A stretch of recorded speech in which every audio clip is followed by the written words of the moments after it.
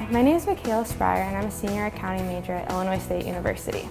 One of our club's major initiatives is to expand students' learning outside of the classroom, and I developed a book club a year and a half ago to achieve this goal. This past summer, our national president asked me to expand this to the national level.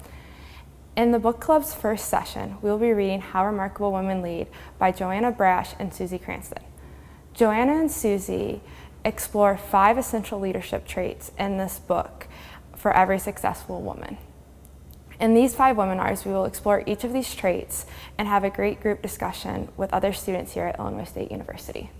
Today we'll be discussing engaging. In this section of the book, Joanna explains that engaging in your work and life means taking ownership for opportunities along with risks. Successful leaders have a voice and they use it. They're also able to face down their fears. During this discussion, we will explore the importance of being present, even in uncomfortable situations, and talk about why it's essential to take ownership of your actions. Lastly, we'll discuss how to step past your fears and take on necessary risks in order to be successful leaders. To get started, how do you participate in meetings? For those who mainly keep silent, why do you think that is the case?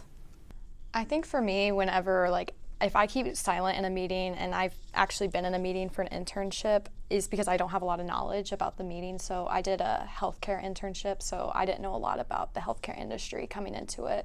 So being in that meeting, I know I was silent just because I didn't have that knowledge. I didn't know what they were necessarily talking about, and I was more there to witness what was going on. To add to that, I think that I do that as well, but when I am knowledgeable about the topic, I am very vocal with, I try to have an agenda for the meeting. I want to make sure that everybody's on task, and because I don't want to be talking in circles and not accomplishing what we need to get done, and I really want to make sure that I do ask people questions to see if they're, make sure that their voices are heard and whatnot. But I would say that I have a more prominent voice. Well, what you were saying about the agenda, and particularly if it's something that I'm not as knowledgeable about, that having an agenda in advance is helpful, because then you can kind of look at it and say, okay, what's one area that I do want to say something about, and that gives you a little bit of time to do whatever research you need to. But I'm the same way, that if I feel like I really don't know, I'm not going to speak up. I'm going to wait and go look something up afterwards and kind of tend to sit back. So I think anytime you can get more information about what's going to occur, that and also who else is going to be there, so that you can kind of anticipate what might other people be saying, where can you contribute. But I tend to be fairly risk averse, so the more I can prepare, the more comfortable I am speaking up then. Also, going off of that a little bit, is knowledge is really important too, but also credibility in other people's eyes as well. Me personally, if I feel like I might have some knowledge on the topic, but if I don't feel like other people look at me as being credible, I may not speak up as much as I probably should, but that's just my own personal weakness. So to take this a little bit broader, why are women more likely to sit quietly at meetings than men, and how can we change this? I feel like, for myself at least, as a woman, I feel like I like to sit back and just kind of take all the information in and kind of process it. I don't know if men just tend to speak right when thoughts come into their mind or so, but I just know for myself, I like to kind of process all the information and make sure I kind of fully understand everything that's being said. Yeah, and I think too, some of it is maybe not wanting to step on any toes, wanting to make sure you're giving everybody else a chance.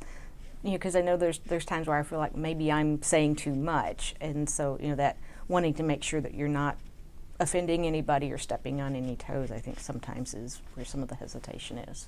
I think to build on that, not that it happens at every meeting, but I do think that there is a tendency for women to be spoken over in a lot of meetings. And so the more that you see that, the harder it gets to think, well, maybe I shouldn't be talking, because every time that I open my mouth, I get cut off, or I don't get my thought completely out.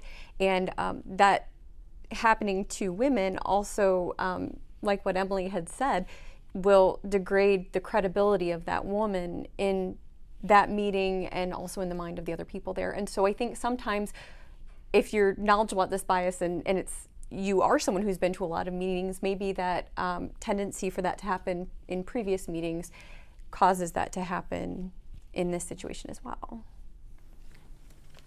Speaking up is essential to being engaged in work and life. Another important action to be engaged is taking ownership of your decisions in life.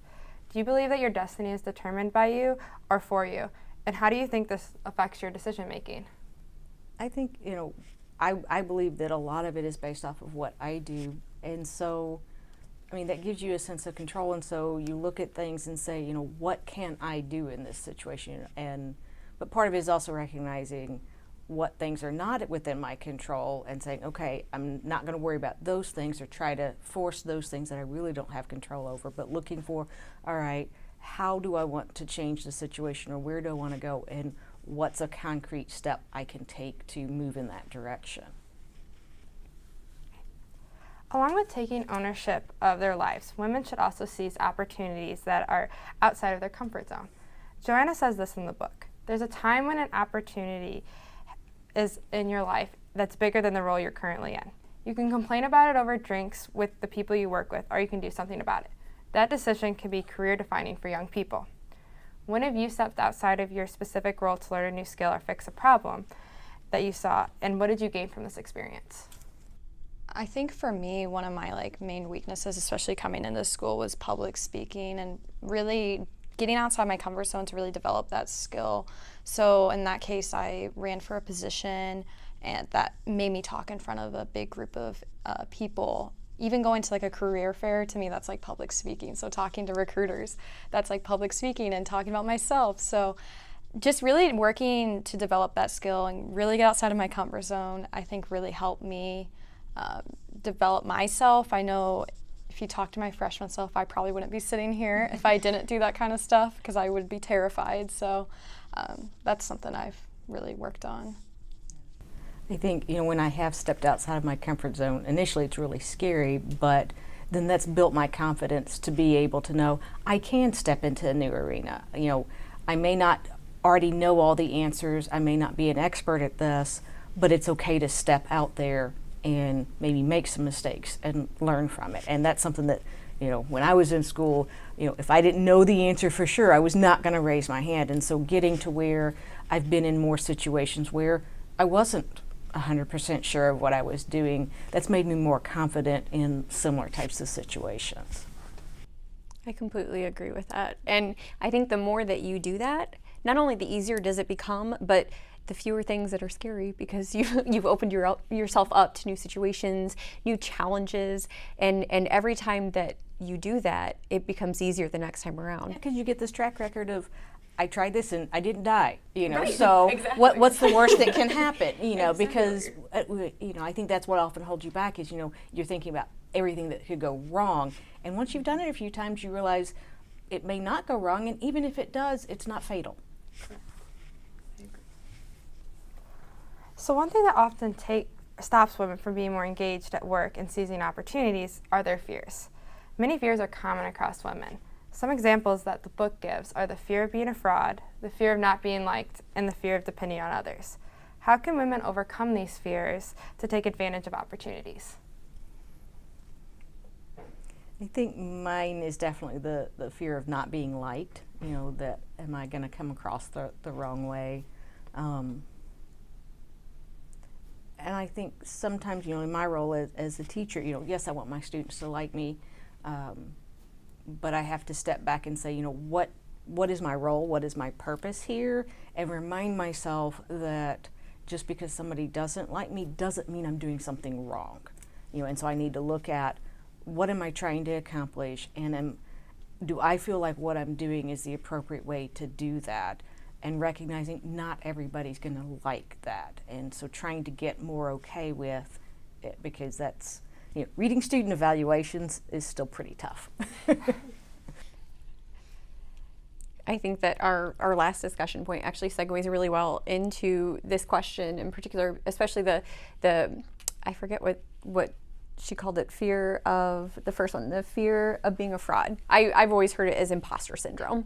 You feel like I'm not supposed to be here. I'm out of my element, and this is scary. But the more often that you take on those challenges and the more often that you say yes, I think of the Jim Carrey movie, Yes Man. The more often that you say yes, the fewer times you're realizing it's not as scary. Those risks are worth the reward that you get at the end, and you're experiencing something new and growing yourself as a person in the process.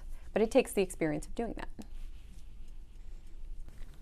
Well, thank you all for joining us for our conversation on engaging.